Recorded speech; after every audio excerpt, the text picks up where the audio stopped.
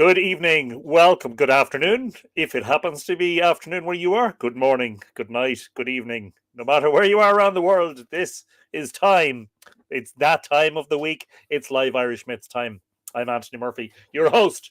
And for the next hour and a half, there or thereabouts, maybe a little bit more, maybe a little bit less, we shall be delving into the mythical and sacred and cultural and historical past of Ireland. We're returning this evening to P.W. Joyce's A Social History of Ancient Ireland, which we last had an episode about 10 episodes about, I think 10 episodes ago.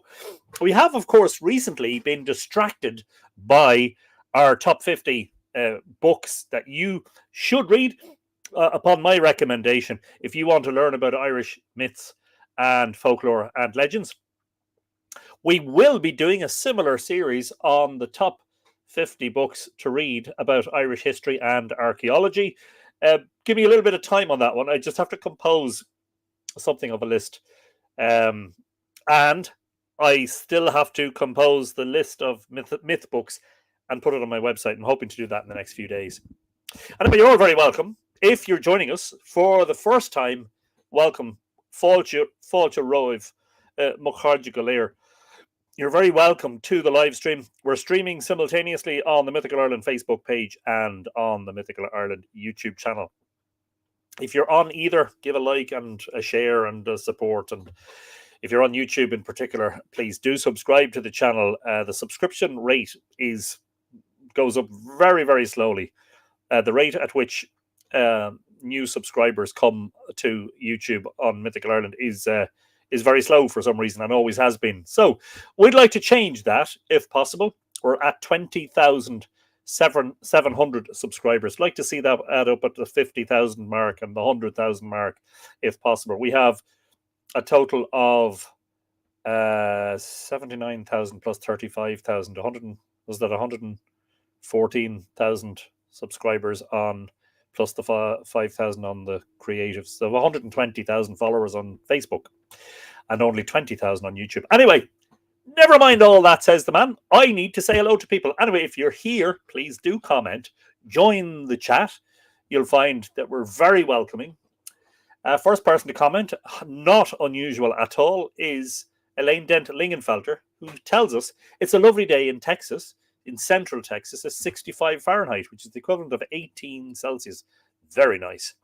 Good afternoon to you, Elaine. Hope you're in good form. Not a million miles away from Elaine is Paul Alburl, who is on the sunny Alabama Gulf Coast. Good afternoon to you, Paul. Good to see you again. Hope you're in good form. Helen Hirsch Chader joins us and is extending her greetings to all of the Tua. Well, many happy returns to you, Helen. Hope you're in good form. And always a pleasure to welcome you. Tom King, our own Ongawa, the Smith of the Tua de Danann, is with us. He says, and first across the line, Ongawa, evening, Anthony, dear friends of the Tua, enjoy story time. Were you in a race today, Tom? Good to see you. My old friend. Paul Alburl, I said hello to already. Rex Fortenberry says, greetings, mighty Tua, from a cool and springy Louisiana. Feeling a bit antsy today. Anyone up for a cattle raid? Yeah, I was at Tara on Saturday, along with several others and Richard Moore. And we were also at Fornox and we were also at Douth, where we had a wonderful megalithic adventure. And I was talking about the fact that Ran na Shanad, the Wrath of the Synods, is a quadrivalent ring fort, which means it belonged to somebody very important. So if we're going to do some cattle raiding, I'm going to make sure my cattle are in and that my 4 gates are up, if you know what I mean. Tuesday Thompson is in the house wishing us all a happy Mythology Monday. Well, many happy returns, Tuesday. Thank you for joining us. Desiree Riley is in the house with Amadeus. Hello, Amadeus. Come here. Who's a good dog? And they're happy to be tuning in with everyone today. No doubt before too long, Coda and Saskia will make themselves heard on the live stream so that Amadeus can start kind of doing the whole head cocking thing going, where's that coming from? You know, as usual, which will be brilliant. Hemp Flower is saying good morning from a bright and sunny northern British Columbia. Is it still morning? I suspect it's just past noon there, but I could be wrong. Hemflower, you're so welcome. Good morning / afternoon to you. Thank you for joining us. Please do tell us about yourself. I suspect Hemflower is not your real name. I know that we all use handles on YouTube. My name is Anthony, by the way. Always a pleasure. I don't think we've seen you before, so welcome, and I hope you enjoy not just this live stream, but all of the others that have been recorded before and any future ones. And Scott Doherty's in the house. Hope you're all well. How is Bill? Tell us. And I hope you're in good form. And thanks for joining us. Good afternoon to you. Brendan Byrne is in the house. He is, I think, if he's in his usual location, he's down in one of the most beautiful places in Ireland and in the world, Glendalough. Hope everyone is safe, happy, and in good fettle. Well, I can't speak for the rest of them, Brendan, but certainly I am. Thank you for asking. Irish technical thinker, who is Marcus, watching from Bale Ferrichte, known to you and I as Belfast, is saying greetings to Amor. Let's go. Let's do this. Lexi Erickson is saying hi to Tom. Fine. Then I won't say hello. I'm joking. Lexi says hello to Tom first, and then further down the comments, hello to the Tua. I see how it is. Lexi, I hope you're in good form. Thanks for joining us. James Bagby is in Nashville, in Tennessee. James, good afternoon to you. Hope you are in fine form. Thanks for joining us on this live stream. Hope you enjoy it. Mariana Dunn is also saying hello to Tom. Yes, okay. Tom, would you like to take over? Tom, get over here and sit in this chair and you do the reading, okay? I think it's clear that that's who they want. Jacqueline Kelly Adams says, hello, Anthony. Good to see you. Hope all is well in your world. Well, it's always a pleasure, Jacqueline. And yes, all good. Working my butt off on the Fornox book, but glad to report that progress is great. And hopefully a few things just to fall into place on it. And it can go to print next month. Fingers crossed. Almost finished the text of it anyway. And otherwise busy. Wayne Bird is in the house also saying hello to Tom. This is really strange. I must be seeing things. Everybody's saying hello to Tom first. Or in some cases only saying hello to Tom. I suspect it's because he said he was one of the first to comment tonight. Don't worry, I'm not taking offense. I'm only winding you up. Wayne Bird now tells the rest of us.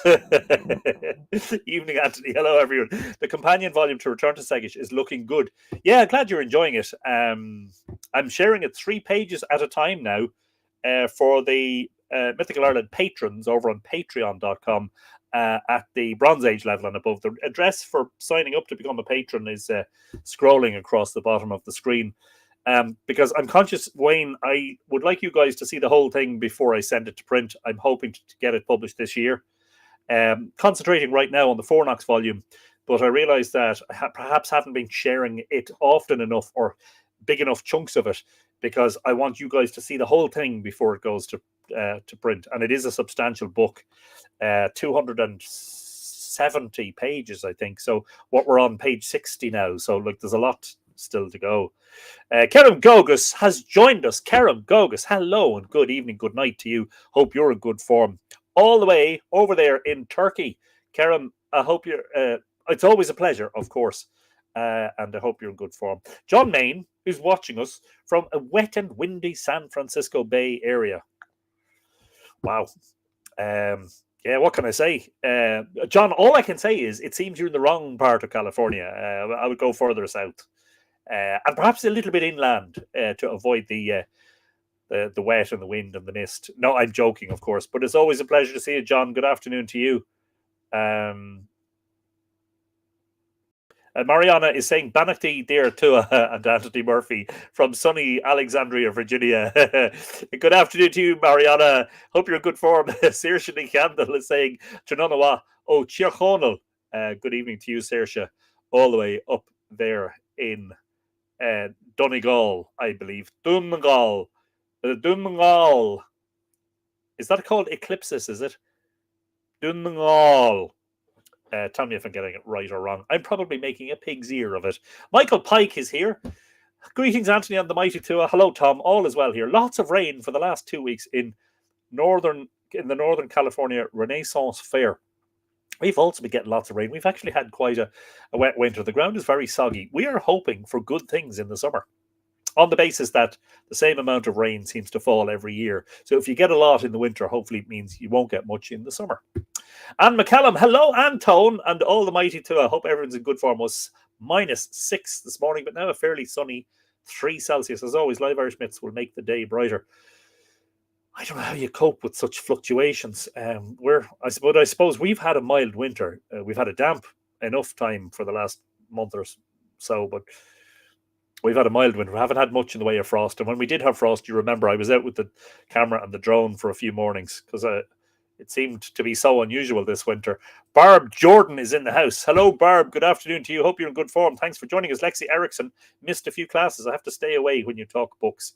Dollars. Sorry. Sorry, not sorry. Peter Shields is in the house. Good evening to you, Peter. Thanks for joining us. Hope you're in good form and nice and settled for the live stream. Alan Hoskins is in Ballinacallaloo. Hope all are well. A quick dad joke for you, Anthony, which I'm sure you'll be familiar with. But anyway, which one of King Arthur's knights built the round table? Circumference. I like it. I like it. Yes, I have heard it before. But come here. That wouldn't stop me from laughing heartily, each time around. Yeah. There was a report earlier on that a lorry, a truck, if you prefer, carrying a load of snooker tables overturned on the main motorway, the M50 around Dublin. The police say there are queues for miles. Samantha Healy has joined us. Good evening, Anthony, Tom, and all the two. Well, good evening to you, Samantha. Thanks for joining us. As always, a pleasure to say hello. Joe Butler, Auntie Joe, is in Colorado, where she's boasting that it's a gorgeous sunny day. I am wrestling with installing IKEA cabinet drawers today. Well, good luck with that. Share the live stream to Mythical Ireland community and Mythical Ireland's creatives pages. Thank you very much, Joe, and good luck with the Make It Yourself cabinet. Samantha Healy says, Killaloo, great part of the world. Wow, what has she got against Ballina? I'm joking, Samantha, of course. There's Coda saying hello. Amadeus, are you there? He's saying hello. Valerie Gallagher is in a sunny but cold Rhode Island. Well, let's hope it starts to get warmer as we head into the spring properly and then head towards the summer, Marcus Lynx O'Rourke is saying, hello from Athlone, Ireland. Is there anything covered by St. Bridget in County Meath? Is there anything covered by St. Bridget? I'm not entirely sure what the question is, Marcus, but lots of Bridget material on the Mythical Ireland website, and we've done several episodes about her over the last number of years. So if you're on the YouTube channel, which you're not, actually, you're watching on Facebook, but if you go to the Mythical Ireland YouTube channel and search for Bridget, you'll find lots of stuff there. On the website in particular, there's a couple of very long articles about her, so I suspect you might find your answer there. But thanks, and thanks for joining us. Not sure, I don't think we've seen you before, so hello and welcome. John Lavers is in Nova Scotia. It says, I'm a Nova Scotian Gael Acadian, but I love your broadcast. Brilliant stuff, John. Thank you, and good afternoon to you. Welcome to Live Irish Myths. Always a pleasure to welcome the newcomers, and great to hear that you've been lurking around and watching stuff. Lots to watch and catch up on, I suppose. But we love seeing new people coming along, and you'll be made very welcome, I'm sure. Britt Griffin is here. Hello, folks. Finally have proper winter. -20 in Northern Ontario. Glad to be here. Wow, -20. Come here, Elaine Dent-Lingenfelder, you can spare a couple of degrees from your 18 Celsius and send them northwards there to Northern Ontario and warm Brit up a little bit. Mvanway Millward is in the house. Good evening, Anthony, on the Mythflix too. I'm doing a bit of DIY, trying to build myself a new chair for the home office, but I'm paying attention while I figure this out. Is this IKEA again, or is this like literally you've gotten some wood and sawn it into pieces and are screwing holes with a drill and all of that stuff and hammering nails? Or is it a flat pack assembly chair? Well, good luck with it, Mavanway. I hope you're nice and comfortable when it's all done. And that it ends up with the right parts in the right place. Yes, those Somebody else mentioned IKEA. Those things, yeah, those they can be fun. Not really fun. Oswald Spengler, not your real name, is in Sorcerer, Oregon. I like it.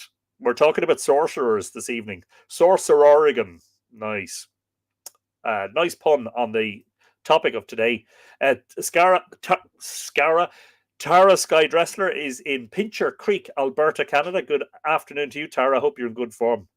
Amadeus absolutely loved that personal hello you gave him.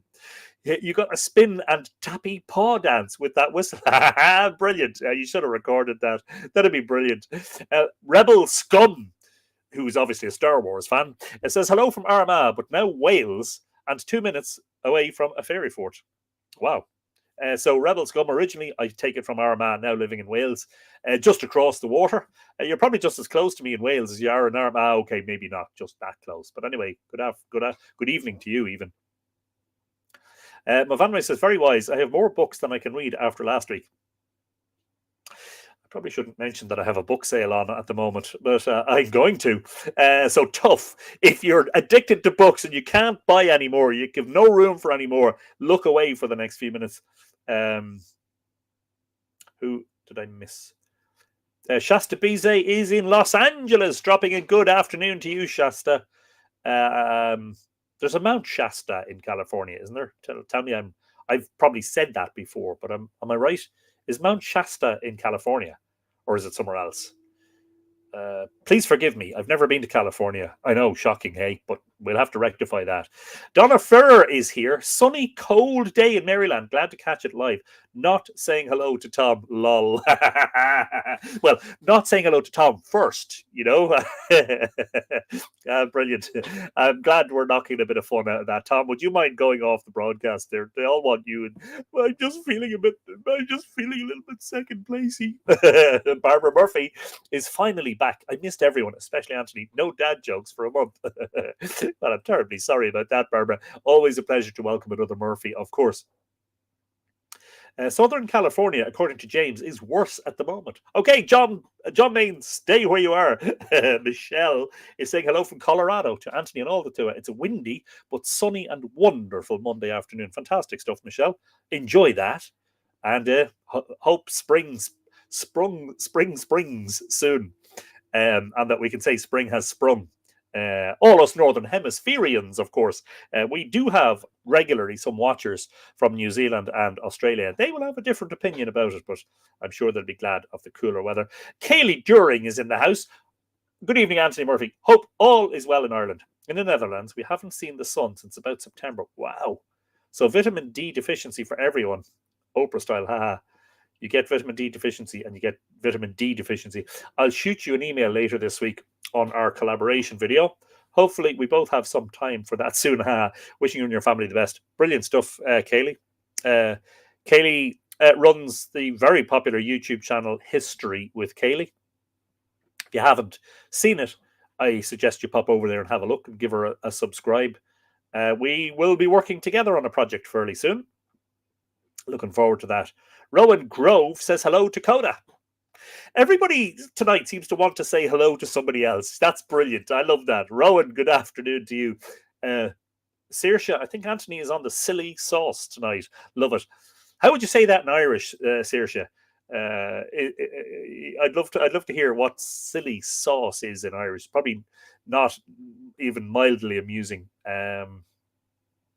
Irish Techno Thinker. I don't know if you're into military history, Anthony. Doing research the other day, discovered when the German battleship Bismarck, was sunk. It was spotted by a PBY plane took off from Lough Neagh, 1941. Wow, didn't know that.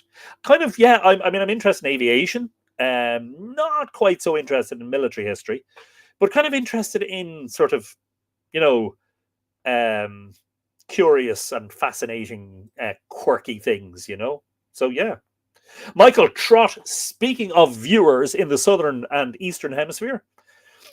Hello, Anthony, August, Tom, August Antua. Great shout out from New Zealand. Micro rant. I just saw a sobering reminder documentary of recent mythology, The History Uncovered, Subprime, Do We Blame America? Showed the terrible effects in Ireland, England, and much of Europe's banking and societal crisis. crises, 2007, 2008.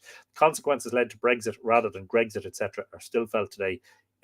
Even here, we have elected an austerity in New Zealand. Yeah. Well, Michael, I know you'll completely understand when I say we don't really generally talk about politics for obvious reasons, but yes, I agree with everything that you say. It is all rather sobering, and hopefully going forward we're better able to regulate economies and rogue players and all that sort of stuff to prevent these things from happening to us again, should I say.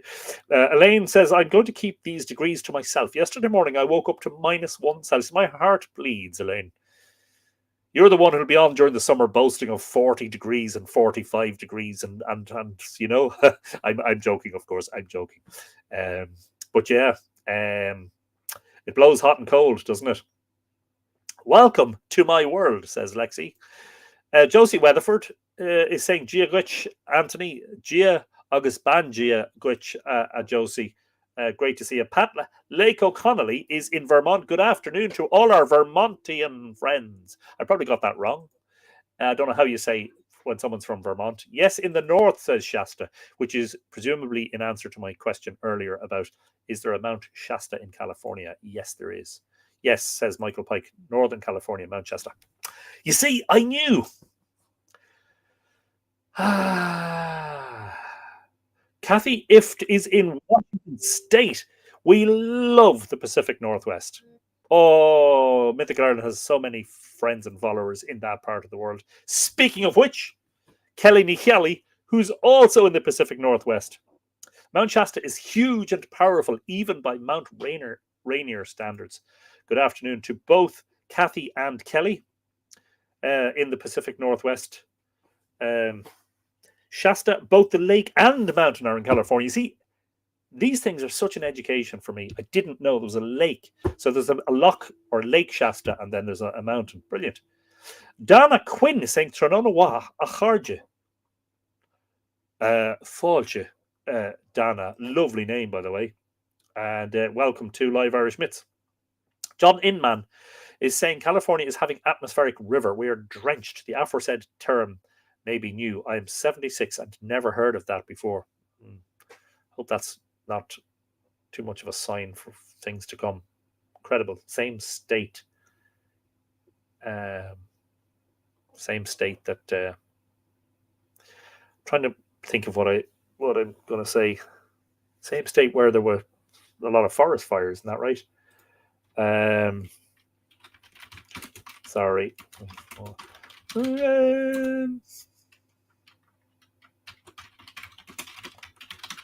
Okay, so I think we're up to date. Anne Scott Doherty is saying, can't wait for the collaboration with Anthony. Yay. Tell us more. What are you talking about? I'm not following, but that's okay. Porrick Bourne is in Mount Mellick in County Laois. Good evening to you, Porrick. You're very welcome. Silly sauce on Taden na Hamaji. Yeah, just doesn't do it, does it? We'll have to come up with our own alternative, won't we? John telling me that Mount Shasta is an extinct volcano. Wow. Peter Whitson is checking in late from South Carolina. You're perfectly okay. We haven't started the reading yet, Peter. So in fact, you're perfectly on time. And 24 minutes past the hour. It's about time. I did get started. Just want to let you know that so you know in Mythical Ireland that through all sorts of means I acquire a lot of books, right? There are, at last count, 1,200 in this library. There are probably 1,500 now, and every single space is crammed with books. There's just no room. If you go back and watch live streams from 2 and 3 years ago when these shelves were put in, you'll see it's all very neat and tidy, and there's lots of room. Every space is used now, and there's stacks of books on the floor. Anyway, as I say, acquire through various means. Some friends and people just send me books. So I have books that are surplus to my needs at the moment. Now, as I put up a post earlier on showing these, but if you want these, I'm not going to be able to answer queries now, but send me an email, mythicalireland@gmail.com. Debbie Sheehy is in Melbourne. Good morning to you, Debbie. What a pleasure to welcome you all the way from Australia. So I'll put in the email address in the comments. So send me an email, and the first come, first served. Okay. Buyer pays postage, by the way. Available. So I've 6 books for sale. Somebody contacted me earlier and said they wanted 2 of them, and they then couldn't pay me. They were having difficulties with the payment. So unless they pay me by the time the evening's out, these will be back on the market and available again. And they still haven't paid me at this moment in time. Let me just double check.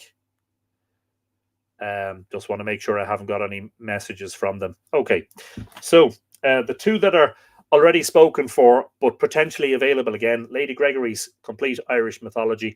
This is out of print and apparently becoming rare because the secondhand market for it is going upwards all the time. It's a pristine copy. So that consists of 2 books, Gods and Fighting Men and Cuchulainn of Muirhevna. And that was what was it on our list of the top 50? It was in the top 10, wasn't it? Certainly in the top 20, I know that much. Lady Gregory's Complete, it's number 4. It's pristine, apart from there was a price sticker on the front cover at some stage that has left a mark. But other than that, it's an excellent copy. That's €35. Buyer pays postage. Email mythicalireland@gmail.com if you're interested. So if that person doesn't come through with the money, these will be going to the first person to send me either an email or a private message. But please, email would be better because then I can see the chronology. And the other one was Patricia Lynch, Tales of Irish Enchantment, which is a beautiful children's book, beautifully illustrated. And it's a hardback, obviously. You've seen that, I hope. It features such stories as Cuchulainn, the Champion of Ireland, Finn McCool and the Fianna, Midger and Etain, The Voyage of Mild Doon, The Long Life of Tuan MacCarroll. Beautiful stuff. Hang on, what was the price of that? Anthony, it would help if you're advertising stuff to have prices. That's a tenner. So those 2 potentially already spoken for, but in case the buyer doesn't come through and you want them, let me know. The other 4, quickly, I'll get onto it now. I know, advertising, right? But imagine advertising on your own channel. The Archaeology of Ireland. The name on that is Robert McAllister. That is the famous RAS McAllister, he who excavated the passage tombs at Carrowkeel in Sligo in 1911, and who dug out some of the curbstones at Newgrange, and who translated some of the Irish myths. A brilliant book, originally published in 1928, I think. Let me just double check that. Yes, a revised edition published in 1949, and this is a facsimile reprint of that from 1996. €12 for that, plus postage. If you're interested, The Archaeology of Ireland by Robert or RAS McAllister. Send me an email if you want it. We've mentioned this one a few times. I have a copy of it here on the bookshelf already. That is Thomas Rolliston's Myths and Legends of the Celts. I believe this was originally published in 1911, and this is a 1998 Tiger Books International reprint, and it's a facsimile reprint. So it's exactly the same as the original. Okay, and that is, I think that was another €12. €12 plus postage. If you're interested, send me an email right now. Early Irish Myths and Sagas. The editor there is Geoffrey Gantz. Have referred to this on a number of occasions. It's referenced in some of my books. It's a brilliant little book, Penguin Classics. This one is a tenner, I think, isn't it? On account of the fact that the title page with the information about when it was published has been torn out. So it's not exactly a pristine copy. Tenner if you want that one. And last but not least is another book with sagas and Irish in the title, Irish Sagas by Miles Dillon. This was originally published in 1968, and this is a reprint from 1970. Lovely little book, and that is €12, I think. 15, should I say. That's 15. 15 plus postage. You want them? Send me an email. Anyway, let's get on with the show. We are returning to A Social History of Ancient Ireland with P.W. Joyce. Joyce, nothing to James Joyce. Not that Joyce. Good. And we were, believe it or not, the last time we were read from this, we were in a section of the book called Religion, Learning and Art. And we're about to, well, we had started section 3, which is about sorcerers and sorcery, and had read a couple of paragraphs of it. And I said, I looked back at the last one, I said, I better reread that bit so that there's a little bit of an overlap. Rather than just starting in the middle of a section, I'll start from the start. Michelle says, after getting the wonderful list of books, I figured I needed to check my storage unit for any books before I purchased any more, and accidentally bought double again. That happens to me all the time.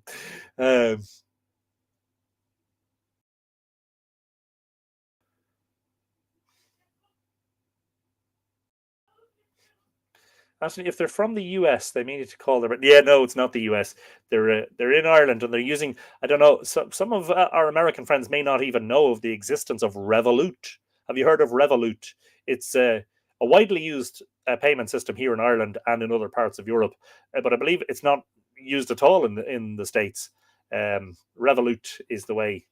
So they just needed to check something on that.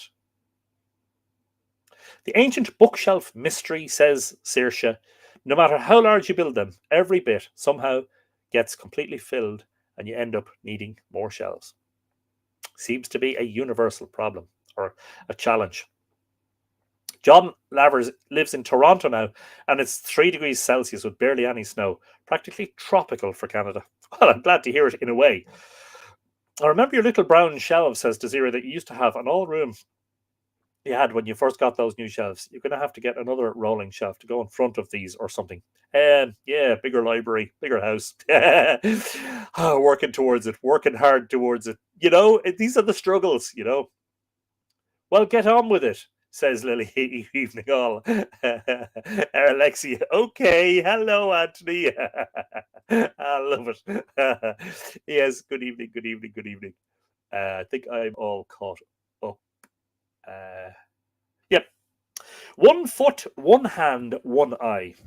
Spells of several kinds are often mentioned in our ancient writings, as practiced by various people, not specially or solely by Druids, but all such rites and incantations by whomsoever performed magical practices of every kind are known by the general name of Druidic, i.e., Druidism, indicating that all proceeded from the Druids. Some of the most important of them will be described here. A common name for a sorcerer of any kind, whether Druid or not, was Corguinach. Corguinach. Corguinech. And the art he practiced, the art of sorcery, was Corguinach. Corguinach.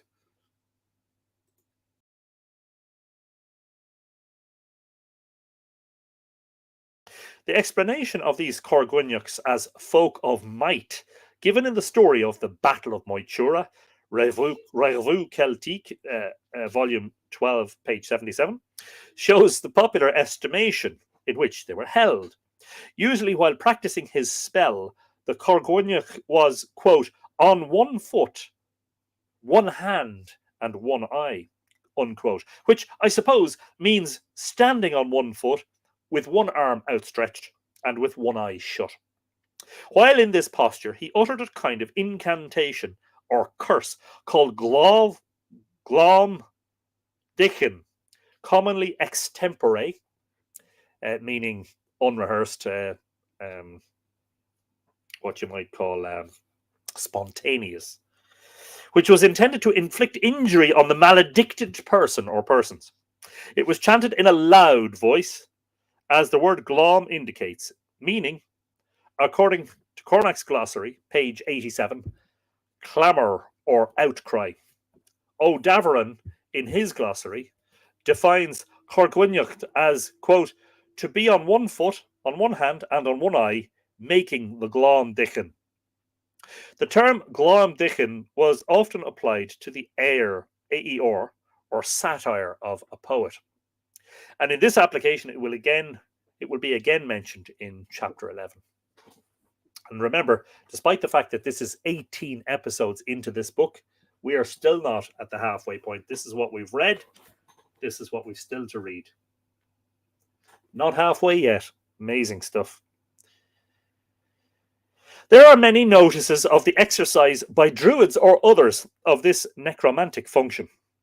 Just before the second battle of Moitura, Lugh of the Long Arms, the Ildana, or Master of Many Arts, as he was called, the commander of the Daedanans, having made an encouraging speech to his men, went round the army using 1 foot and 1 eye, chanting at the same time some sort of incantation. And in the Irish, it's Rockon Lugh on Ketchel Sho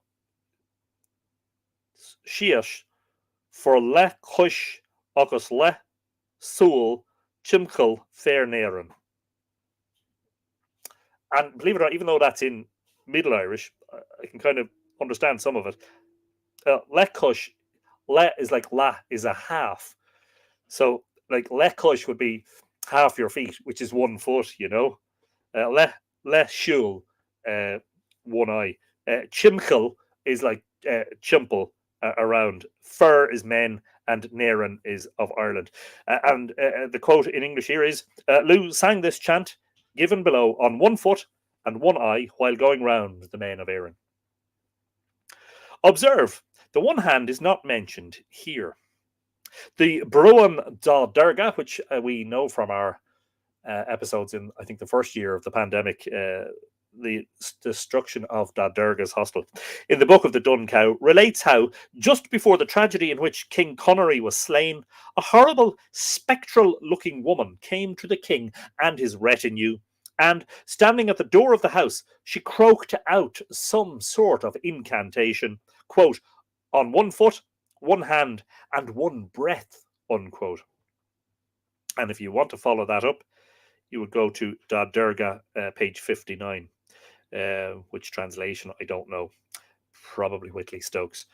When the Fomorian chief Kickel and his mother arrived in Ireland with 300 men to contend with the Partholonians, they came, quote, on 1 of the legs, on 1 of the hands, and 1 of the eyes, unquote.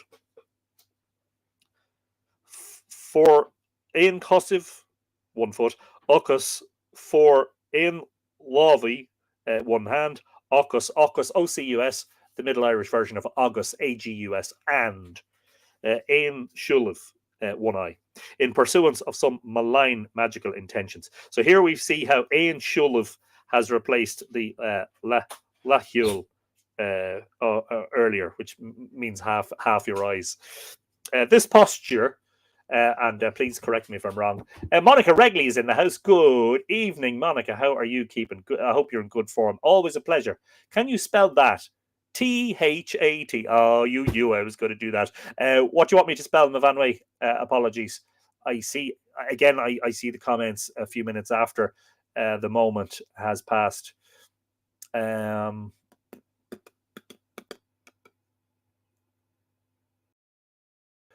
Can you say the chant again? What was the word? I don't know what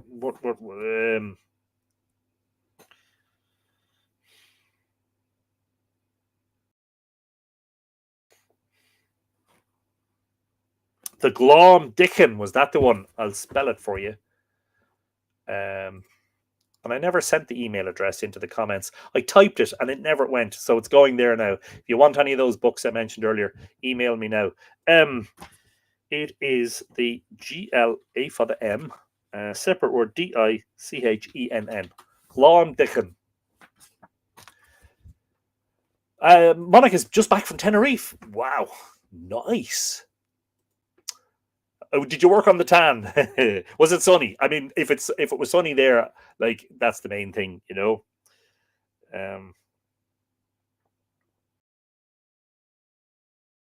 Sorry, where am I? This posture was often adopted in other ceremonies beside besides the Glán Dichen.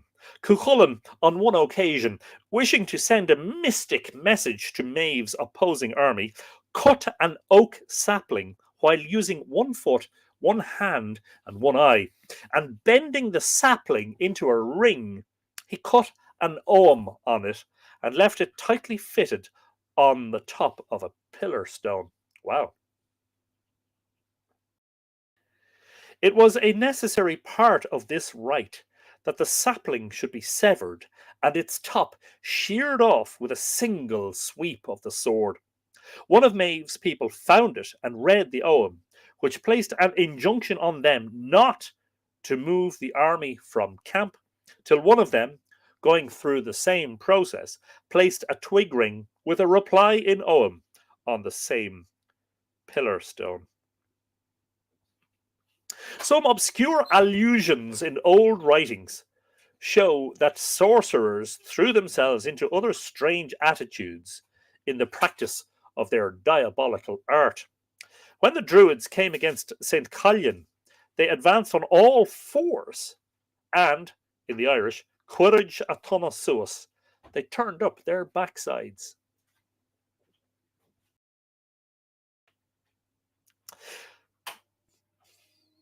Or if you prefer, it looks like Latin, ponent podices iorum sursum, and their jaws, quote, move angrily, and they unjustly revile the clerics, unquote. Probably, in brackets, with a glán dichen, close brackets. And the legend goes on to say that for this profanity, the saint turned them into standing stones. Well, there you go. Don't you ever utter a profanity to a saint again? Well, you won't, because you've been turned into a standing stone.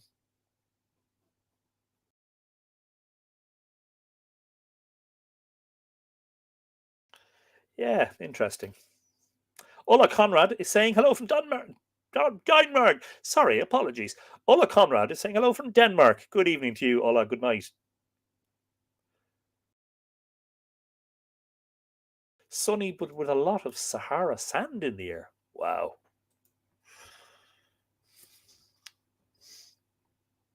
Perhaps the circumstances related in the wars of the Gaels with the Gauls, as in the wars with the Irish and the Vikings, has some connection with this rite.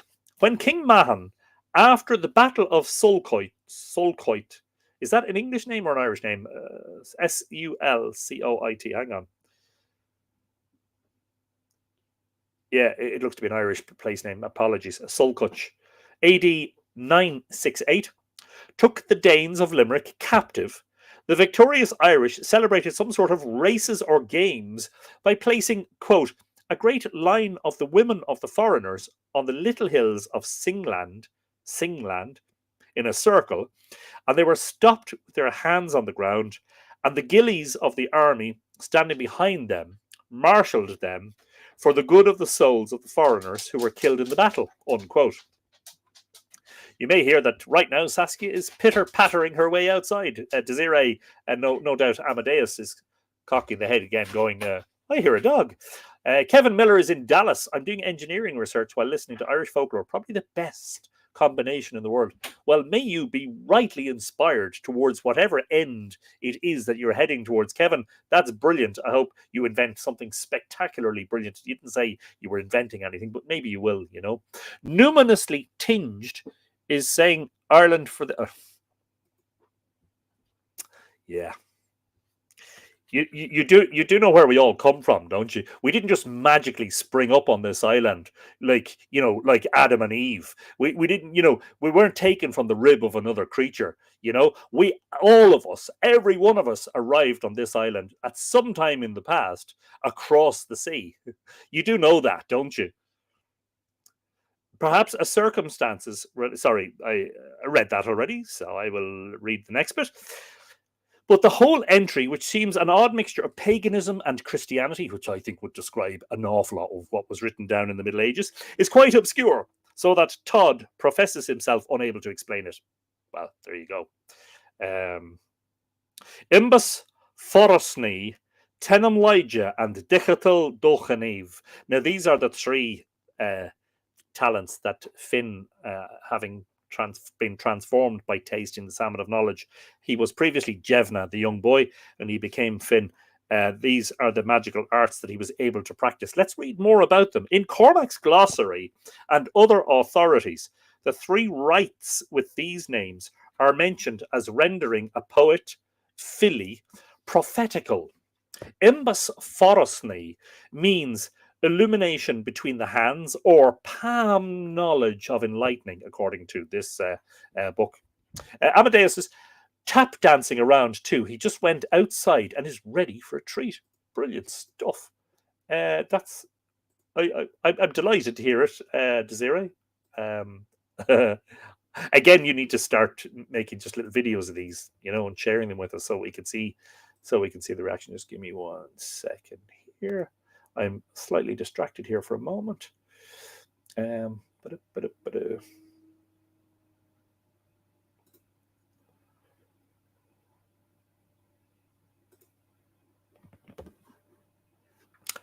Job done. Was so called, says the glossary, that is Cormac's glossary, because, quote, it discovers everything which the poet wishes and which he desires to manifest, unquote. The glossary goes on to describe the manner of performing the rite. I did recently post a video of him blowing bubbles in his water, the goofy dog. I love goofy dogs. Brilliant stuff.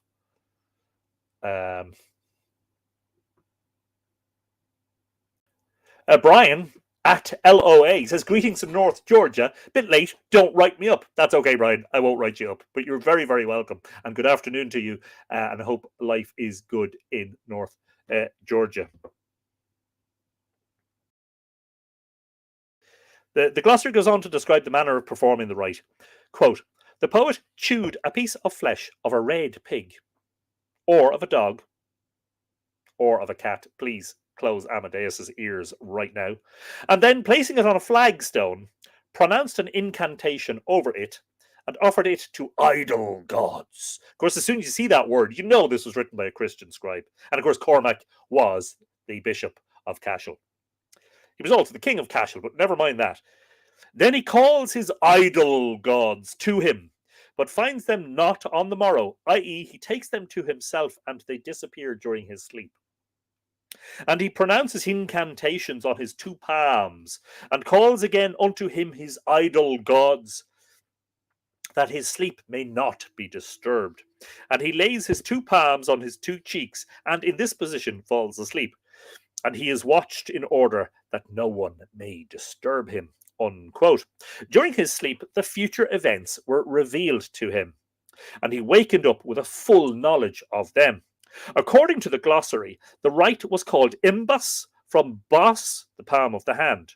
Now remember, folks, one thing we can say about Cormac's glossary, but we're not going to throw it out completely. Reference the episode we did a few episodes ago about Bridget. The attempt to explain the etymology of a lot of the entries is, in some cases, wide of the mark, in some cases, completely absurd. Burr Whelan has joined us. Hello, Burr. Welcome. And don't worry, you're not near the end. We're not that long in, I think I started reading at about 32 minutes past 8. So we have plenty of time to go yet, hopefully. The Tenem Loige was used for a like purpose. Quote, but the two rites were performed after a different manner, i.e. a different kind of offering was made at each, unquote. And there's references here to the Brehon Laws, Volume 1, 45, and de Jubainville, 6 VI, 89 to 91, shows that a similar, though somewhat less complicated rite was practiced by the Greeks and Romans and by some Eastern people. Cormac's glossary and other old authorities state that St. Patrick abolished the Imbus Forosnai and the Tenem Loige because they required offerings to be made to idols or demons. And of course, where you see idols or demons, what that really means in plain English, ladies and gentlemen, is gods other than the God I am telling you to worship. The one that says, "You shall have no other gods before me." That one. Remember that one? But he permitted the digital docheniv because, quote, because it is not necessary in it to make any offerings to demons. Well, that's very kind of you, Patrick. Well, thank you. Thank you for allowing one of our old traditions to survive. This digital docheniv was simply the utterance of an extempore prophecy or poem without any previous rite. It seems to have been accomplished with the aid of a harmless mnemonic contrivance of some kind, in which the fingers played a principal part, and by which the poet was enabled to pour forth his verses extemporaneously. That this was the case appears both from its name and from the descriptions given in the old authorities. Digital docheniv signifies, quote, recital from the ends, unquote, i.e., the ends of the fingers. As is evident from Cormac's glossary, page 95, quote, there is a revelation at once from the ends of the bones, unquote, docheniv knoive. So also in the small primer, it is said that the poet repeats his verses, quote, without having meditated or even thought of them before, unquote, and that's on the Brehon Laws, volume 5, 59. Again, in the Shanachas Mór, which is the book of laws, we read that the poet, quote, composes from the enlightening finger ends. Now, the word finger is in square brackets here, with a hyphen on the end of it.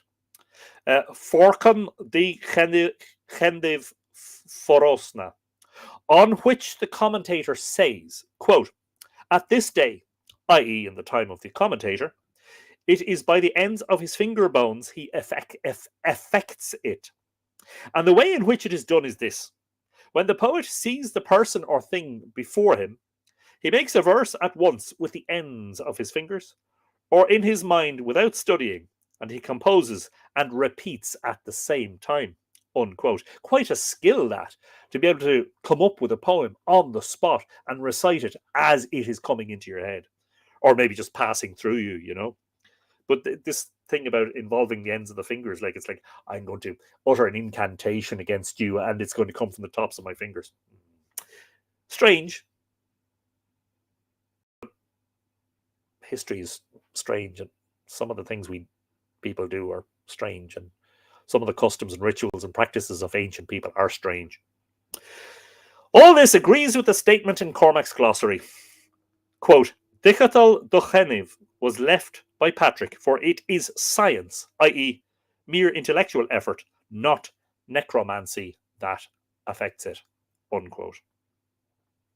And that's from Stokes's translation of the tripartite life of St. Patrick. Archaeoastronomy database is in the house. Sorry I'm late. Tried to do a moon observation, but it was too cloudy. The moon was at its northern standstill and is now turning back south again, but still quite far north the next couple of days. Brilliant stuff, Ty, and great that you're trying to make those observations. It's fantastic. The more observations and data we have, the more we can talk about what it was like in the past. Some of our current customs and practices are strange. You got that right, Desiree. Absolutely. What was he? A bishop. Yes, a bishop and a high king. The High King of Cashel. We spoke about him before, about how there was no separation of powers, how he could don the mitre for certain things and the crown. I don't know if Irish High Kings ever wore crowns, but he could take on the mantle of king when he wanted to. Notwithstanding St. Patrick's prohibition, the whole three rites continued to be practiced down to a comparatively late period, as the forms of many other pagan rites lived on in spite of the efforts of the Christian clergy. And that is interesting, and I'd love for him to, and maybe he will be, so we'll see, but I'd love for him to be, I'd love for Weston, Joyce, Peter, I keep calling him Weston, Patrick Weston Joyce. I'd love if Joyce was more specific, because, you know, there is a difficulty with how long did pre-Christian culture, practices, rituals, calendar dates, astronomical practices, etc., like astronomical date, feast dates, last after Christianity arrived. The Book of Olives, now that is Ollaves, and of course Olive is a poet or a chief poet. The Book of Olives lays down as one of the requirements of an Anruth poet in his 8th year that he must master the Imbus Forosnai, the Tenem Lygia, and the Digital Docheniv. And it says, see chapter 11 tables farther on. So we look forward to getting to that. In confirmation of this, we find it stated in a late historical record that a council was called by Donal O'Neill, King of Ulster, in the 11th century. O'Neill, what a name, huh? The O'Neill kings, to make reparation for an injury inflicted on the poet Erard MacClusha by some Ulster chiefs. And another great scholar, Flann of Monaster, boys. Where's Peter Woods? Peter, we're talking about your home place here. Flann of Monaster, boys, as the mouthpiece of the council, assessed certain damages to be paid to MacClusha, and in future to all other poets for similar injury, provided they were able to compose the Imbus Forosnai, the Tenem Lygia, and the Digital Docheniv. Here, however, these functions seem to have been mere literary performances, without any invocation to idols or demons or any touch of necromancy, so that, like many other heathen practices continued into Christian times, they lost their pagan taint and became harmless. So we're talking here, we've got a date, we've got 11th century. That's obviously 11th century AD. So that's quite late indeed. When you consider that Christianity allegedly arrived into Ireland in the 5th century. And I say allegedly because despite the official history that St. Patrick arrived in 432 AD or 433 AD, we have stories like the Christianization, the conversion of, what's his name? Cormac MacArt, the High King of Tara, but he's said to have reigned in the 3rd century AD. The prophecies of St. Columkill, says Kenneth Noel Curran. Yeah, very interesting. Isn't he the guy who said that 7 years before the end of the world, Ireland would be inundated by a wave and sort of disappear under the waves in one go? Burr says heading through Cashel tomorrow. Must check it out. Yeah, Michael Fortune from folklore.ie shared some photographs in the past couple of months on his Facebook page, folklore.ie.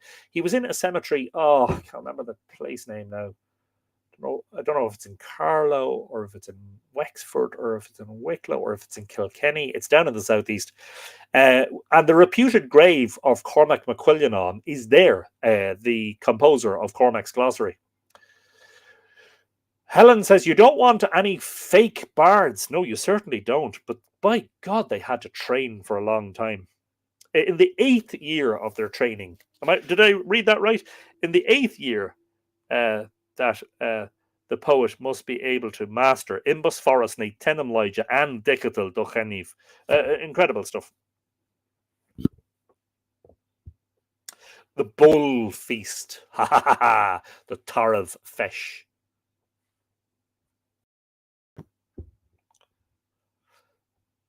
Three prophecies, first two fulfilled. Third, the destruction of the treasury. What are the first two? I need to know more about that, Kenneth, because I've a particular thing about how prophecy can be interpreted. Bunclody. No, it's not Bunclody. It's not Bunclody. Here, hang on. Let's rabbit hole, folks. Time for a rabbit hole. Give me one moment. Large rabbit hole being entered right now. We're going down the rabbit hole, folks, and I'm going to search, if I can, Michael's page for Cormac and Grave, just to see if that gets it. Yeah, there we go. Castle Dermot. Where is Castle Dermot? Oh, it's in southern Kildare. It was quite a distance off. Well, not that far off. There's a round tower which is attributed to Abbot Carbra, who died circa 919, and there's crosses with scenes from the Old and New Testaments. Finally, we're also told that one of the stones marks the burial spot of Cormac MacQuillenan, the King of Munster and Bishop of Cashel, who was killed in September in 908 at the nearby Battle of Ballamoon, when fighting against an, quote, alliance comprising the forces of Flann Sinna, High King of Ireland, Caravel MacMurachorn, King of Leinster, Cathal MacConcavar, king of Connacht, and Cealach MacCaraval, king of Austria. There's also Scandinavian hogback grave nearby. Yeah, very unusual. That is on. Oh, sure. I'll tell you what. I'll pop it in as a link in the comments. Promise me you won't get completely distracted because Michael's page is brilliant. Tons and tons of stuff over there. And I've recommended it on many occasions. Johnny Wilson has joined us from Dallas in Texas. Good afternoon to you, Johnny. Always a pleasure. Desiree is sharing the rabbit hole icon and the silly smiley face. Yes, I'm waiting for Kenneth to tell us which of those prophecies has been fulfilled. Full Druid trained for 20 years at least. Bards had a rough 8 years. So much had to be learned by heart and repeated as needed. And remember, what is the lifespan?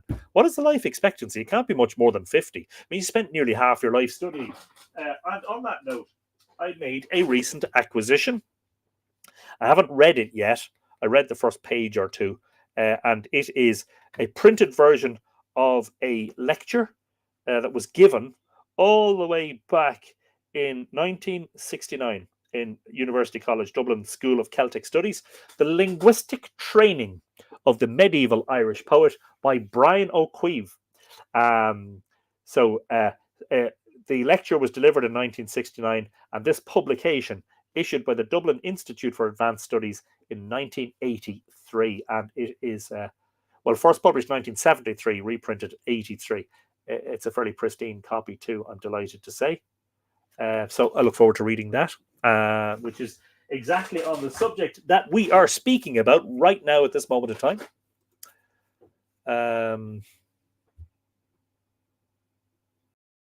I love all the tidbits of info you add to the live streams. Good. I says you in brackets. I just don't like the stupid jokes. Unquote. Yes, indeed. The Bull Feast. The ancient. We're clambering out of the rabbit hole right now. The ancient Irish practiced a rite called the Bull Feast to discover who their future king was to be. Not much unlike Imbus Forosnai. This is described more than once in Laura Mahira or the Book of the Dun Cow. Quote, a white bull was killed, and one man ate enough of its flesh and drank of the broth, and he slept under that meal. And a spell of truth was chanted over him as he slept in his bed by 4 Druids. And he saw in a dream the shape and description of the man who should be made king, and the sort of work he was at the moment engaged in. Unquote. Another version says, quote, the sleeper would perish if he uttered a falsehood. Unquote. Dr. Stokes, the aforementioned Dr. Whitley Stokes, points out, prolific translator of Irish mythology in the late 19th and early 20th century, points out that in Achaea, the priestess of the earth drank the fresh blood of a bull before descending into the cave to prophecy. Dichelter and Fefiada, the Druids and other men of might could make a magic mantle that rendered its wearer invisible. This is the cloak of invisibility, the Fefiada that I've mentioned on many live streams. Called a Keltar or Dicheltar, something that covers or conceals, from Kel, C-E-L, or C-E-I-L, meaning to conceal. And often Keltar Kovga, mantle of concealment. Cuchulainn, once going into battle, put on his Keltar Kovga, which was part of the raiment of Tir Charngra, or Fairyland, and which had been given him by his tutor of Druidism, Archie Druiachta. An Irish version of the Aeneid tells us that when Venus was guiding Aeneas and his companions to Dido's city, she put a dichelcher round them, so that they went unseen by the hosts till they arrived within the city. Just as Athena drew a mist of invisibility round Ulysses as he entered the city of the Phaeacians. And that's from Odysseus, chapter 7.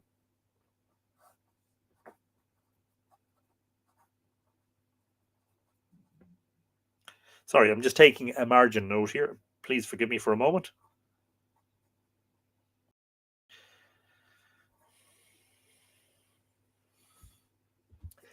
Druids and others could raise or produce a fefiada or fethfiada. So it's pronounced, or sorry, it's spelt different ways. Here, FE-FIADA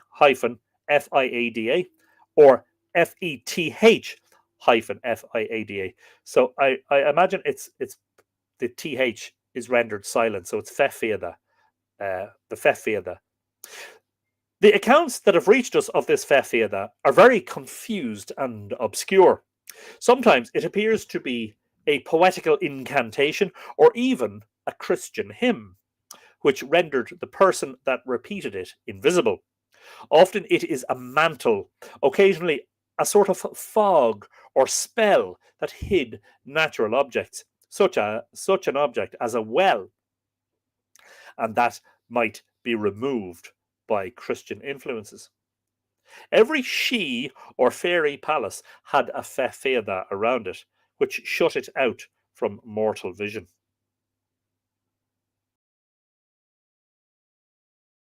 The fefeda and the dicheltar held their ground far into Christian times, and even found their way into the legends of the saints. St. Patrick's well known hymn was a fefeda, and it is openly called so in old authorities. For it made Patrick and his company, as they went towards Tara, appear as a herd of deer to those who lay in wait to slay them. At the Battle of Clontarf, 1014, the Banshee even, according to a modern manuscript account, gave the Dalcassian hero Dunlang O'Hartagon a mantle called the the Fa Fia, Feadh FIA, which, so long as he wore it, made him invisible and protected him from harm during the battle. And when he threw it off, he was slain. When the king of Fermoy pursued St. Finqua's mother to kill her, as we read in the life of this saint, a cloak of darkness, Kelchkar uh, uh, was put round her by miraculous Christian intervention, so that she escaped. It would appear from many passages that anything producing invisibility, whether mantle, fog, incantation, or hymn, was called by the general name Fefeda.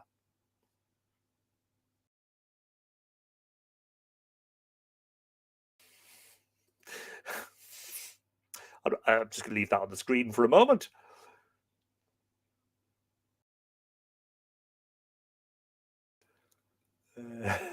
Barbara Murphy wants to know, does your margin note contain a killer bunny? Shh, stay under the radar, says Brendan. Monica. So now, after killer clowns, we have got killer bunnies. Joe says, I love the medieval warrior bunnies. Yes. Brendan Byrne, just as I was thinking, this is deep. It's not fluffy bunny stuff. Mavanwe wants to know which chapter this is. It's the part called Religion, Learning, and Art. Let me just go back to the beginning of that section or chapter and tell you what it is. It's part 2 of the book, chapter 9, chapter IX, Paganism, and on the top of every page it says Religion, Learning, and Art. Currently reading page 247. We have been reading over the last few pages, obviously, 2-4. Where did we start tonight? We started on page 240 and are currently on page 247. Hope that helps. Yeah. When the Fefiada was a fog, it was more commonly called Kyo Druichta. Kyo pronounced KYO, one syllable, the Druidical or magical fog, which very often figures in Irish romances and songs, both ancient and modern.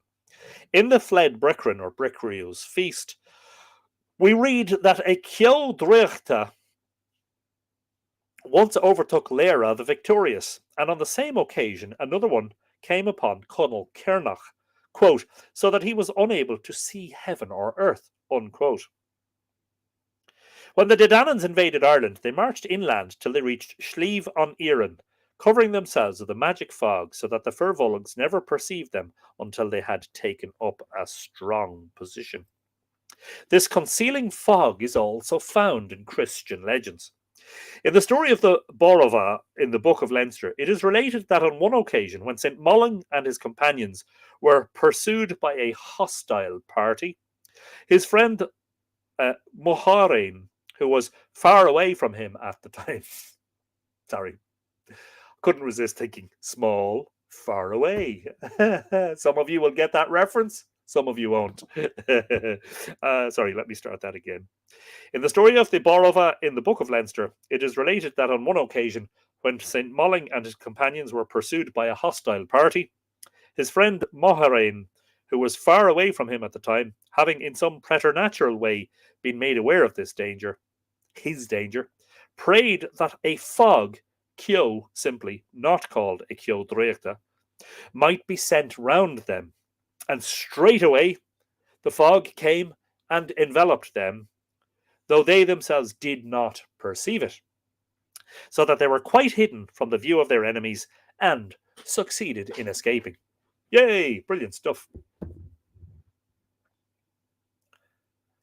I see all the comments very late, says Monica. Yeah, they take a minute to come through. So, disorientated bunnies.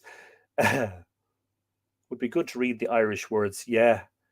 And there are a lot of them. Yes, indeed. Burr,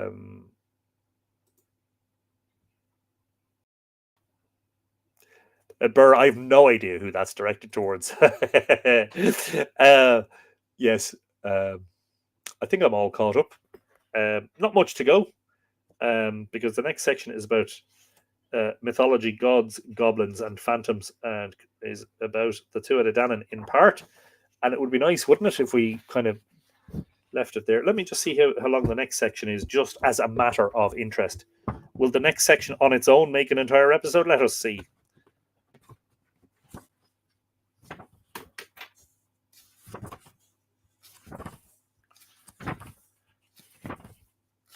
Oh, brilliant. Then we're on to specific gods, and then we're into a whole nother. Yeah.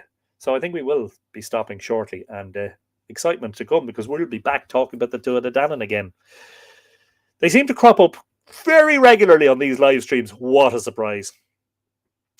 Monica, disorientated bunnies. It all started with a rabbit hole. It's all my fault, by the way. You can all blame me completely. I think I'll have to take up an Irish course with Babbel. Is Babbel like Duolingo? Is it? It's where you can learn a language. Yes. So incredibly, well, not we shouldn't be surprised at all. Many things that are familiar to us in pre-Christian myth continue into the stories of the saints. Various spells. Spells and charms of various other kinds were practiced. A general name for a charm was Shane, S-E for the N, Shainere, a charmer. Among the offences mentioned in the Shanachas More for which a penalty was due is, quote, carrying love charms, unquote, which are there called Optha, A-U-P-T-H-A. Other forms of the word are Uptha, U-P-T-H-A, Eptha, E-P-T-H-A, and Iptha, I-P-T-H-A. How fascinating. In the gloss on this passage are given two other names for a charm, Felmas and Pishok, P-I-S-O for the C. This last is still in use. We call it a Pishog. Even among English-speaking people, in the modern form, Pishog, spelt P-I-S-E-O for the G, pronounced P-I-S-H-O-G-E, and familiarly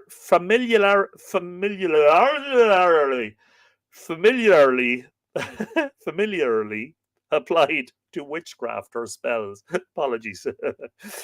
Fidlon, which occurs in the second vision of Adovnon, denoted some kind of necromantic divination, which was perhaps done by lot casting.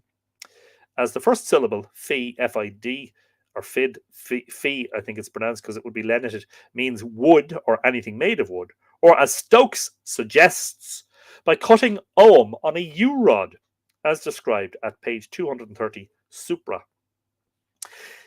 Let me comment on that in a moment. In Quimens's poem on the Irish saints, Aelia is given to denote a spell chant or charm. The Dedanan god Lu, already mentioned as singing an incantation before the Battle of Moytura, is brought forward in the Táin as in conversation with Cuchulainn. Remember, he's Cuchulainn's mystical or spiritual father, and utters another incantation, which is called, on the margin of the page of the Book of Duncow, Ailey Loga, Luz Ailey, or chant. Fascinating stuff. But the thing I was going to comment on is in relation to the second vision of Adavnon. There was a necromantic divination. Why? And the idea of casting lots. Sorry, where was that now? Yeah, lot casting. The Philon. I said fiddler. Fidlann is probably pronounced Philon, which occurs in the second vision of Adavnon, denoted some kind of necromantic divination. But I just wonder who performed this divination. Was it the saint or was it a pagan personage in the second vision? Because you'd imagine if you're casting lots, that's the sort of thing that sounds distinctly pagan and the sort of thing that would be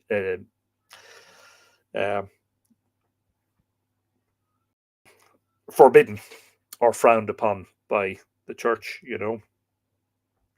So that is the section that we were dealing with tonight, which was around sorcerers and sorcery.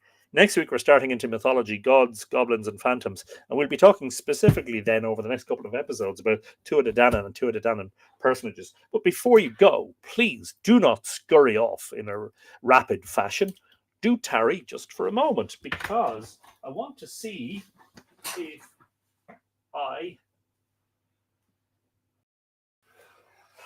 have O'Davaran's glossary. I do, because in addition to having Cormac's glossary, which we've spoken about on our recent top 50 books to read about Irish mythology, lazy eyelid, I mentioned that that is a source that you really kind of, when you get seriously into the study of Irish mythology, you kind of have to have. But anyway, let me rewind a moment here, because he mentioned something about O'Davaran, and I just wanted to go back and see what it was that he said. Comments and questions, please, in the comments. Comments and questions in the comments. Right, Anthony, make a bit of sense, will you? Of course, am I going to be able to find it now? Cormac's glossary. Where is this? Cormac. Where is the bit about O'Davaran? I thought it was in the last few pages. Did I imagine it? Possibly. Rabbit holes do that to you. You get pulled left, right, and center into various sources that you just don't know what you imagined and what you actually read.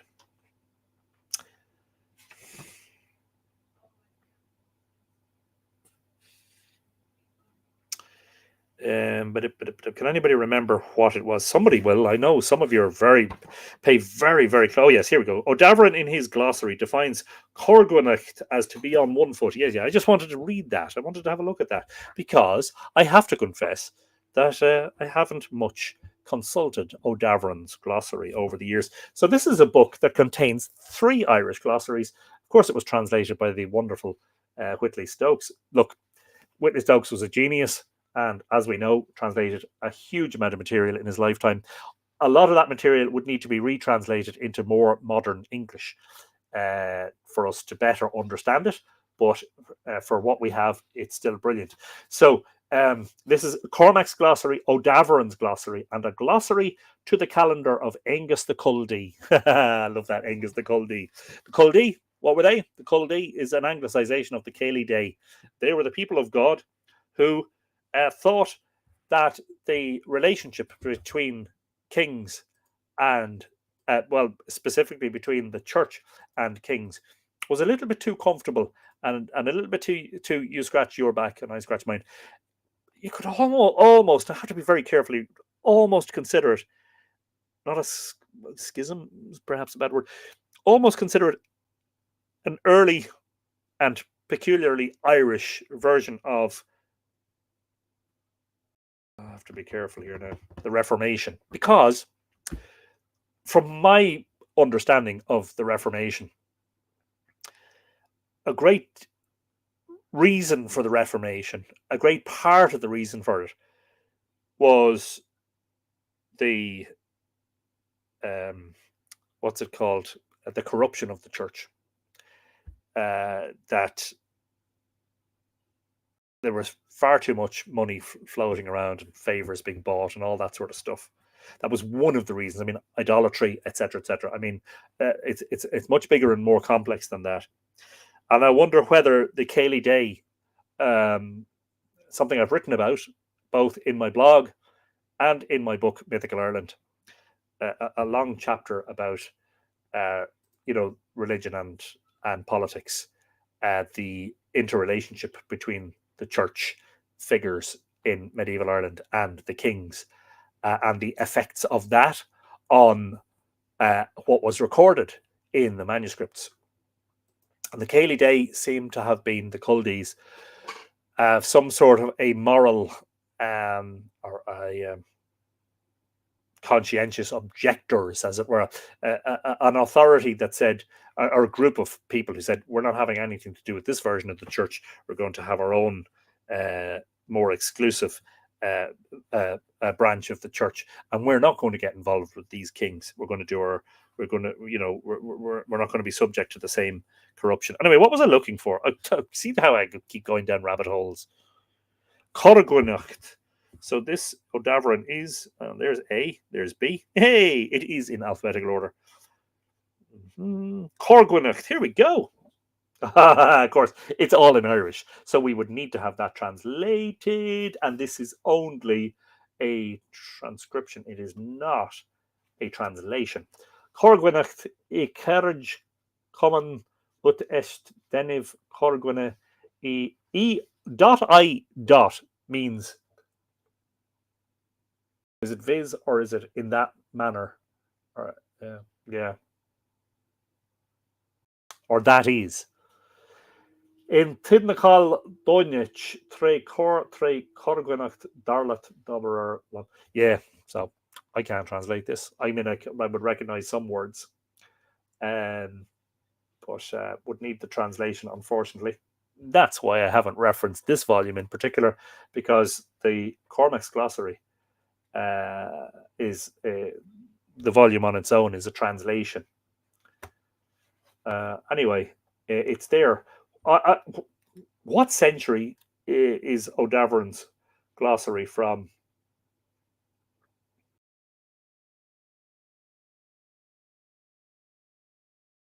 I think 16th century. So quite a bit later than Cormac's glossary, I think. Were the Culdees more or less the same as Celtic Christianity? That much I don't know, Sean. And I suppose there are sources that you would recommend around the early church in Ireland. Charles Edwards, I think, is a very respected source. Let me just check here for a moment.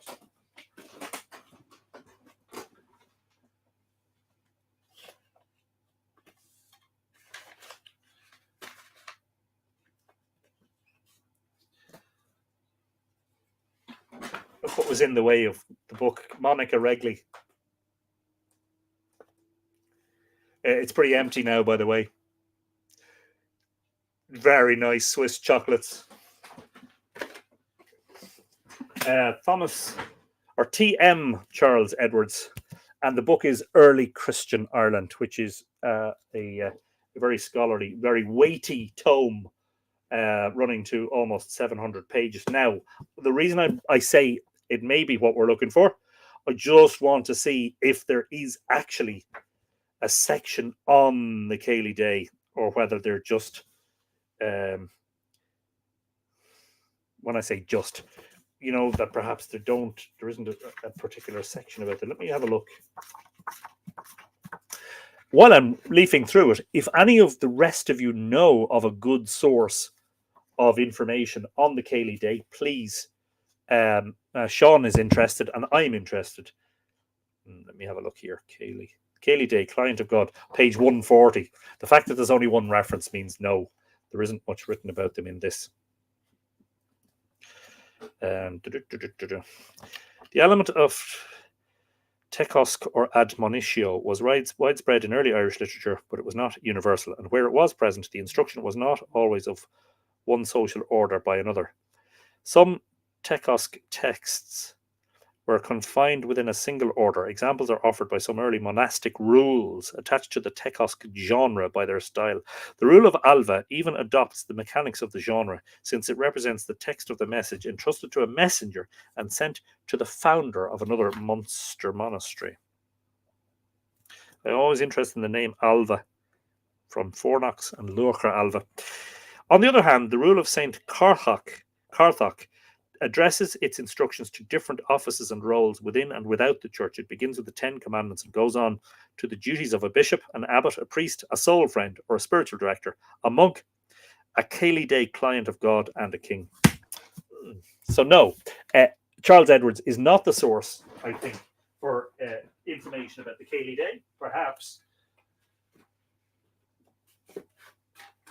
a better source might be Matthew Stout, I think, possibly.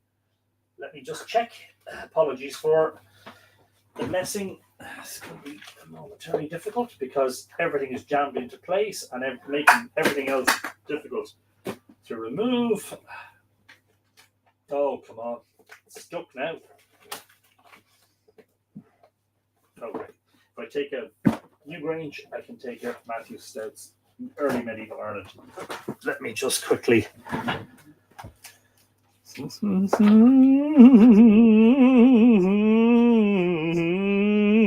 like the music? Yes. The singing? No. Please make it stop your saying. Cayley Day, yeah.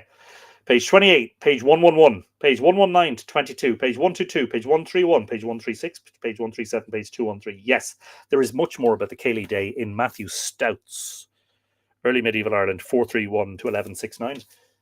Let's see if we can just read something very brief and specific about them. Cayley Day 119 to 22. 119. From the Martyrology of Angus of the Cayley Day. Okay, that's a...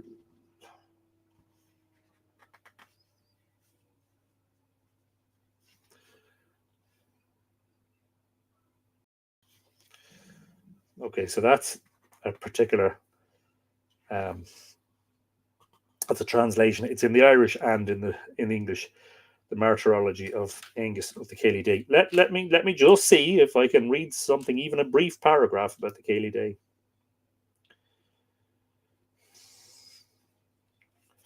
111.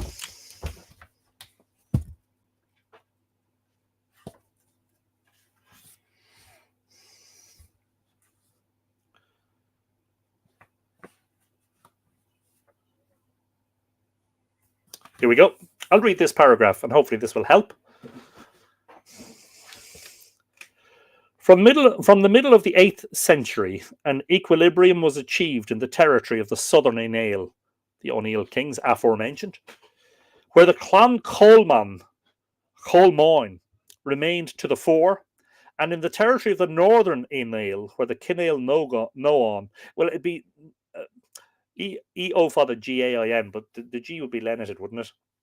The Kinnail Noan, the Oanacht, continued to dominate. But Irish political entities remained minute and constantly in turmoil, especially when compared to the contemporary European kingdom ruled by Charlemagne. In Muvu, as in the southern province, internecine warfare ensured that the provincial kingship alternated between rival dynasties. Churchmen took part in battles, and the great monastic sites waged war with each other in the Midlands. Wow. Can you? I mean, this is the part of, the medieval history of Ireland that we forget about and overlook all too easily. Churchmen took part in battles. As churchmen became ever more embroiled in secular matters, so too did kings become more closely linked to the church through the royal sponsorship of new laws and, at times, through ordination. The mingling of church and state is also seen in the writing of secular tales within monasteries. The Táinbó Cúilge, Ireland's Iliad, originates from this time, perhaps as a reaction to the secularization of the church. A more ascetic, quote, order, unquote, emerged, known as the Céilí J. And the rest is about other things. At Iona, as the 8th century closed, the greatest achievement of Irish art was realised with the creation of the Book of Kells. Confident early medieval Irish society faced a sudden, sharp shock when the Vikings launched their raids on Irish coastal monasteries in 795. Within a decade, the community of Iona had sought refuge at a new, safer inland monastery at Kells. But what I was saying was the Céilí Day was a reaction to the increased secularization of the church and the increased involvement of church figures in politics, in warfare, and in basically being bought off. So in some ways, I suppose, you could call it a little bit of an Irish Reformation. Church and state laws were not separated by those times, says Monica. Absolutely. Why he gets so frustrated when he can't find the book. Well, it's not that, Barbara. It's I hate to keep people waiting. People are watching live. You know, if I had known this was going to come up beforehand and I could have the sources ready, that would be brilliant because it would be seamless. But, you know, I just feel that little bit of pressure when I say, hang on a second, I'll find a source for you.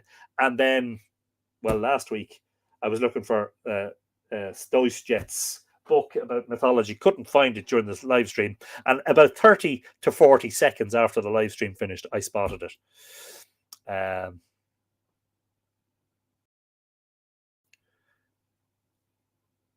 You're so professional, pulling rabbits off shelves left, right, and centre from chaos comes informational. Yeah, although you saw that wasn't correct about Charles Edwards. A little bit surprised because Charles Edwards would be a very reputable source about the development of the church in Ireland. So I knew that Stout had written about Céilí Day because I referenced it in my own work. So if you're interested in reading that further, I will copy the link to the long read blog post that I made. And it is called Scribes and Kings, Religion, Politics, and the Medieval Manuscripts of Ireland, in which the Culdies get a mention. A more conservative, ascetic, and perhaps fundamentalist branch of the church. I'm reading from, I believe this is not a direct quote, this is something I wrote. A more conservative, ascetic, and perhaps fundamentalist branch of the church known as the Céilí Day, bracket, clients or servants of God, Céilí Day is anglicised to Culdi, emerged towards the end of the 8th century. This was a movement which was clearly concerned with a shift away from the overt association between the early medieval church and the secular dynastic chiefs. This movement's purview was to, quote, counterbalance a tendency towards laxity in the older churches, unquote, and celebrated what it saw as a victory of the Irish church over paganism. And of course, we've stated on so many occasions, and it's a central thing about why pagan or pre-Christian myth was saved by ecclesiastical scribes. This was part of the problem. The scribes were literally being supported financially. Their patrons, in many cases, were the local kings. So there was a bit too much of a comfortable relationship between them. You know, you write down our myths and our genealogies, and we'll give you a load of money and we'll protect you from attack, sort of thing, you know.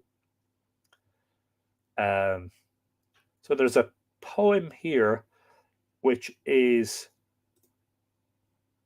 just trying to find the reference for that. I'm clicking on the reference and I'm not finding it. Apologies. The old cities of the pagans, wherein ownership has been acquired by long use, They are waste without worship, like Louis' house site. The cells that have been taken by pairs and by trios, they are roams, with multitudes, with hundreds, with thousands. Heathendom has been destroyed, though fair it was and widespread. The kingdom of God the Father has filled heaven, earth, and sea. And of course, yes, that does sound a bit like propaganda, doesn't it? Ironically, and this is me writing this again. Ironically, heathendom, far from being obliterated, found its old lore preserved on the leaves of vellum by monks and scribes of Ireland's medieval monasteries. The fact that it had been blended with Old Testament narratives so that it would better sit with church authorities mattered little. This lore, myth, and fable had been propagated, or at least preserved, rather than expunged, thanks to those dedicated Christian writers who laboured long and hard to transcribe them. Quote, every medieval Irish society had its own creation myths, and it had constructed and written down in the languages of the people and of the church the direct link between the Irish people and the Old Testament. The Irish language itself was regarded as being comprised of what was the best of every language created at the Tower of Babel, unquote, etc., etc. I will share that link for you, further reading for you if you're interested. It also is the making of a chapter in my book, Mythical Ireland, New Light on the Ancient Past. Now, it is past 9:30 here. We have been going for more than an hour and a half. I trust that you are all sated, whether with information about sorcerers and druids, whether with rabbit holes and distractions or other things. I will in a moment bid you a farewell. Elaine Dentlingenfelder says, Anthony, I loved it. Rabbit holes and all. The time always seems to fly by. Yeah, I know. I mean, that was like nearly an hour and 40 minutes. To me, that felt like 40 minutes, not an hour and 40 minutes. Mariana, thank you very much. You're very welcome. There's a great book, says Mavanwe, called The Assembly of the Severed Head, about the Welsh monks writing down the ancient myths of Wales. Wow, fantastic stuff. Must read it. Must add it to my list of to be read. Great session as always, says Samantha. You're very welcome, Samantha. Glad you enjoyed it. Burr Whelan says, hello. Adele Perth called in. Hello, Anthony and Tua. I have bad reception, but wanted to say hello. Adele, always a pleasure. And I think you mentioned you might be coming to Ireland this year, so I'm looking forward to that. Good morning to you. Happy Tuesday. Hope you're having a good day so far. A good morning. Kathy says, thanks for this great session. Glad you enjoyed it. Would the Carmina Gaelica be a Culdy-inspired text? Not sure, Rex. And when I'm not sure, I just hold my hands up and say, to be honest, don't know. Would have to do more research. This has been brilliant, says Lexi. Well, thank you very much, Lexi. What a pleasure. Yes, Kathy, I agree. Church and state laws were not separated. That's Monica. We did read that. You're so professional pulling rabbits. Oh yes, we did see that. Barbara Murphy, thanks.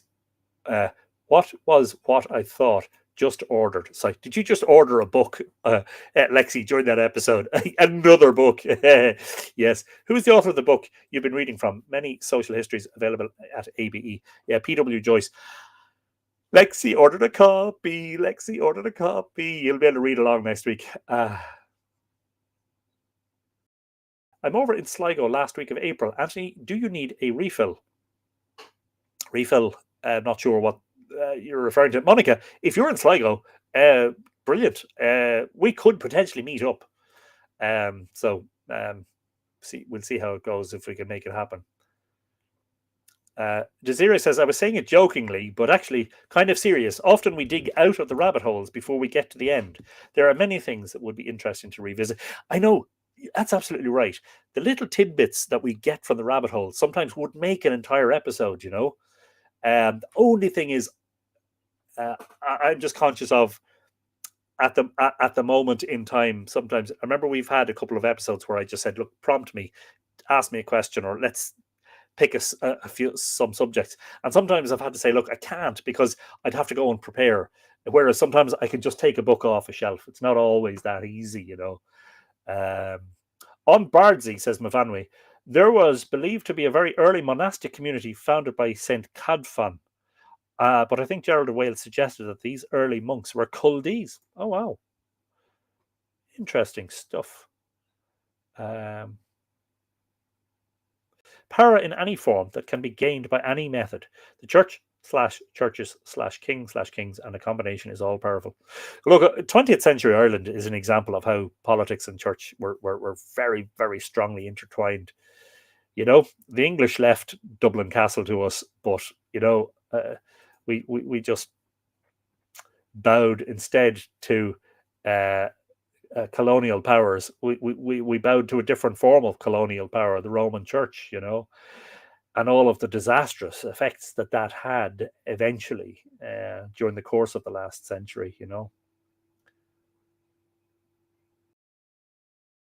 I'm very interested in the bard role in old times and today, the training FX, anywhere else to do research other than the one I mentioned earlier, which was the linguistic training of the medieval Irish poet.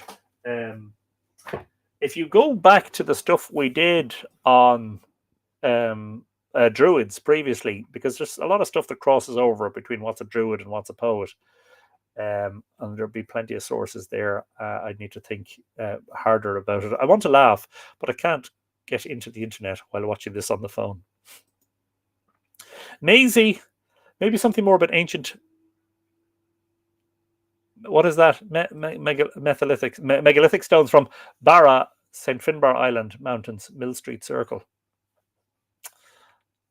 Yeah, point me in the direction of some sources, and wouldn't know a huge amount about Mill Street. Yeah, of course, a lot of the circles are in the south. All right. Interesting subject. All right.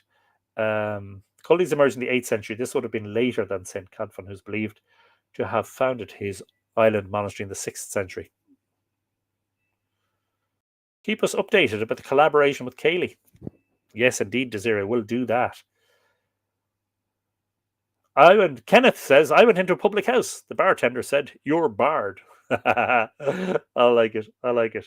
Yeah, Bono and the Edge walked into a pub. The barman said, "Not you too again." Rowan Grove, Carmina Gaelica is Scottish lore collected in the 19th century. I wouldn't see it as particularly culty. Okay, fair enough. Right, folks, I'm going to leave it at that.